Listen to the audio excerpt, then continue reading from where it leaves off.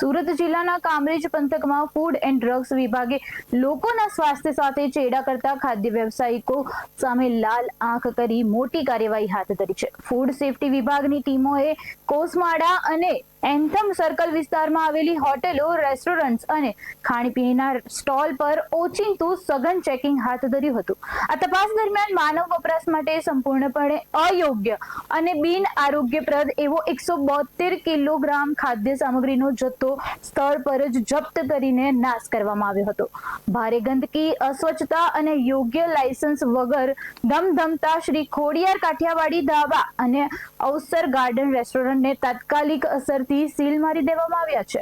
તંત્ર દ્વારા તમામ એકમોને ફોસ્કોસ પોર્ટલ મારફતે રજીસ્ટ્રેશનમાં નિયમાનુસાર ફેરફાર કરવા સૂચના આપી હાઇજીનના નિયમોનું ઉલ્લંઘન કરનારાઓ સામે કડક કાનૂની પગલાં ભરવાની ખુલ્લી ચેતવણી આપવામાં આવી છે।